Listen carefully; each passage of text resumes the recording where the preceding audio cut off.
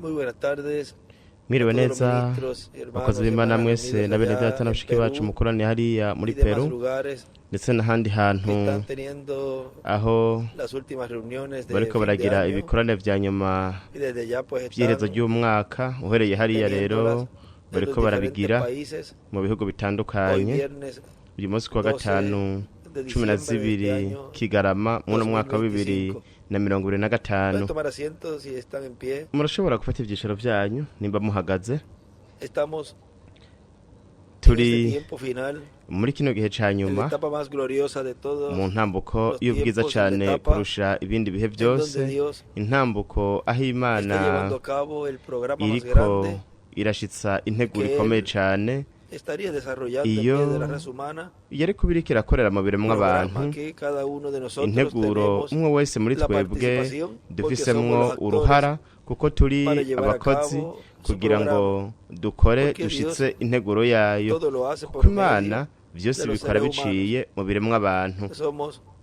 turi sus manos, sus pies, amaboko yayo Y amaguru somos yayo kandi las personas turi abantu que en cada edad y en cada dispensación muri buri gihe na buri kiringo Él estaría llevando a cabo abo y yo cumpliendo yagiye irakoreramwo toda la obra igashitsa correspondiente kigo cose a cada kijanye etapa na buri de su ntambuko programa. y'integuro yayo Y en este tiempo final kandi mwa kino gihe ca nyuma naho estamos en la etapa en donde turi mu ntambuko aho Dios estará Imana muy pronto estableciendo ese kuba reino cane izokwimika burya el cual bwami desde aribwo Edén uhereye muri ya Edeni comenzó y había comenzado allí hari hamaze gutangura esa obra, kijya gikorwa porque vean ustedes kuko murabe que namwe lo que culmina igisozera ubu bwami bw'abanyamahanga es la ni manifestación ukugaragara del séptimo sello, kw'ikimatarije la c'indwi cual comenzó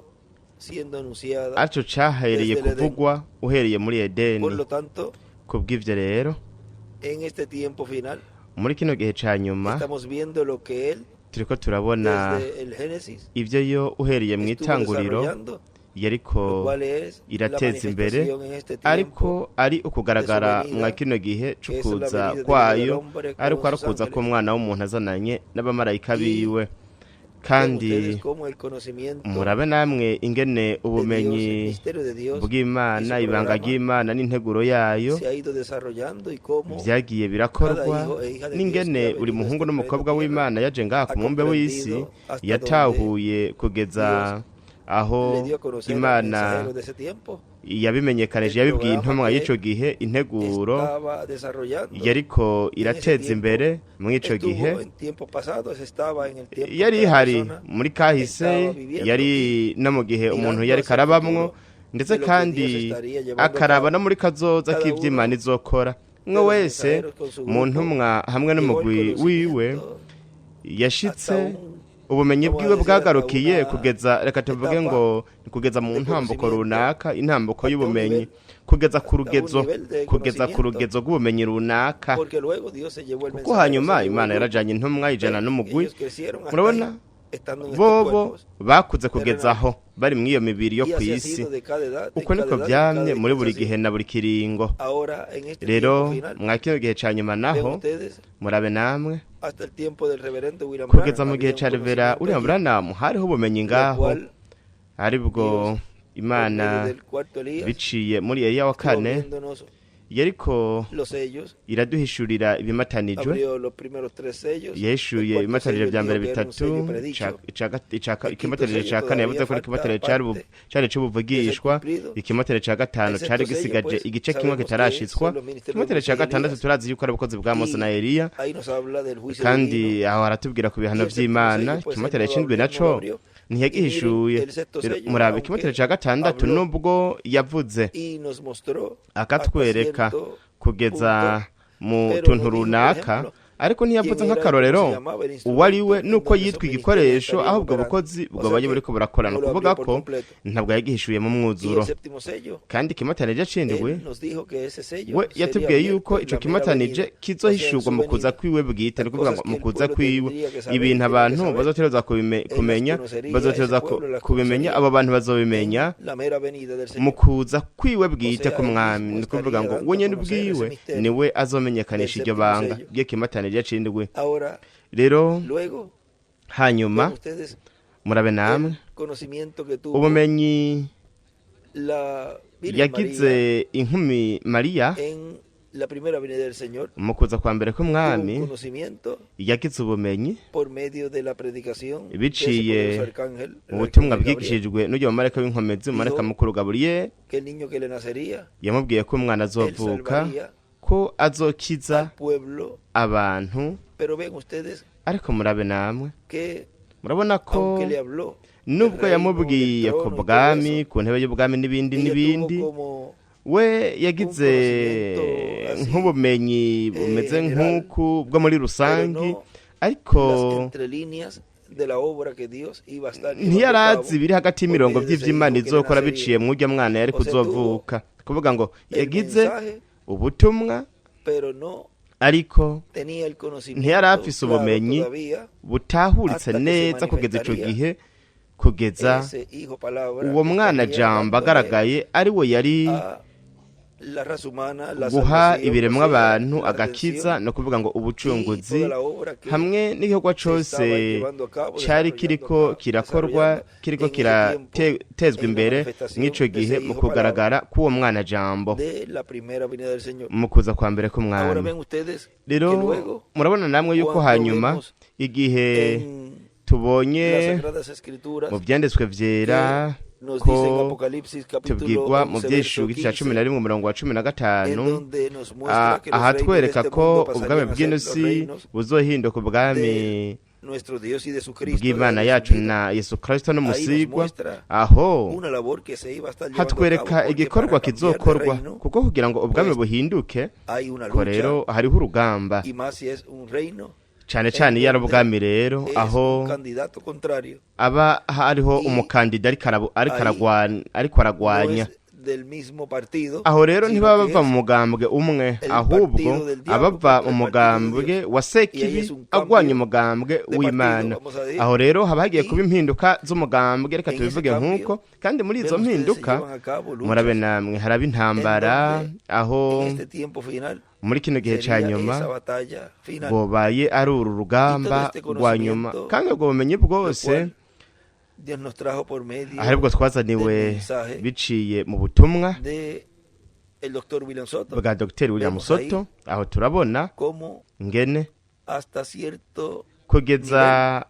ku rugero runaka turashika ku bumenyi bw'ibintu byose Imana izo biriko irakora mwa kino gihe. Ariko igihe Imana igiye gushitsa, ni kuvuga ngo mu gushitswa kw'ibihe, igihe Imana yari igiye gushitsa iyo nteguro yose, murabe twarashize ku bumenyi bwa Mwedata Branham, hanyuma twinjira mu butumwa bwo n'umumarayika mukuru yatuzaniye kuguhishurirwa kose ibanga ryo kuza kwiwe, kuko yaravuze ko nk'uko yatangaje, yavugije inzamba mu kuza kwa mbere, azovuza n'inzamba mu kuza kwa kabiri k'umwami. Uwo mumarayika iyo ntumwa yaje itangaza ukuza k'umwami, kandi yaragutangaje, kuvuga ngo yatanze inkuru nziza itangaza ukuza k'umwami. Rero muri kino gihe Imana iriko iraduha ubu bumenyi bwo kuza kwayo, no kuvuga imituragaro ndwi ariyo yari yaratubwiye yuko mu gushitswa kwiyirukwa gihema kwaho kwariho Imana izohishurira ibanga ry'ikimatane c'indwi, kuko hariho imituragaro izobiriko iraturagarira amajwi yayo. Kuvuga ko ico turiko turaronka ubu ni ubumenyi bwuzuye kandi bwagutse bw'integuro yayo yose. Ibintu byose biri hagati y'imirongo, ivyo Imana yariko irateza imbere muri kahise iriko irabiteza imbere muri iki gihe, hamwe n'ibizoba hanyuma. Kuvuga ko uyu munsi n'abana barafise ubumenyi burenze cyane kurusha izindi ntemo zose zo muri kahise hamwe n'ibiremwa abantu byo muri kahise, ndetse no muri iki gihe cacu ibiremwa abantu n'abantu batariko barakira mwa kino gihe ibintu byose Imana iriko irashitsa bumva buno butumwa bw'inyigisho. Abana bafise ubumenyi bwinshi kubarusha, nubwo bovuga ngo bamaze imyaka myinshi mu butumwa, ariko nabo batariko barakira canke batakiriye imituragaro iriko iramenyekanira mu bantu muri izi nyigisho zo mw'ihema, ntibafise ubumenyi umwana ubu afise. Turetseho rero ubukuze, ni ukuvuga ngo baracerewe cyane, nico gituma baca batangura kwiyumvira, kuko igihe kigenda kirabaherana bakabona umenga ibintu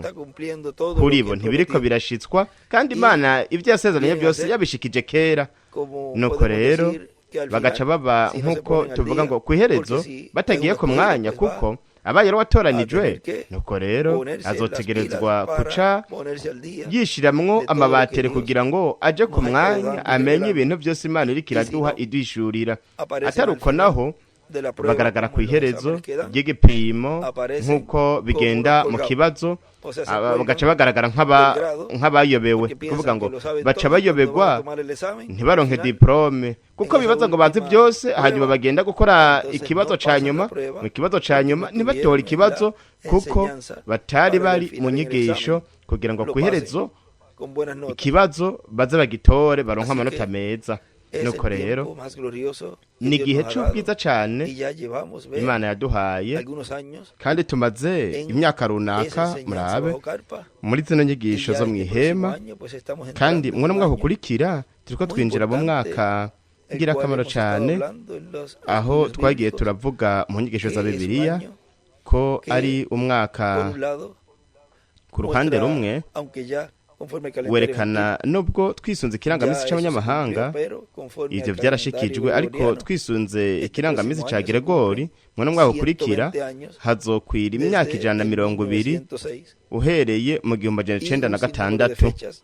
hamwe n'ayandi matariki menshi atagira igiharuro nayo nyene azogenda arashitswa. Kandi nubwo ukwizera kwacu tutagushingira ku matariki, ariko yego turagavye turitwararitse ibintu byose Imana izoba iriko irakora, aho Imana biciye umuvugishwa nayo mu gikoresho cayo,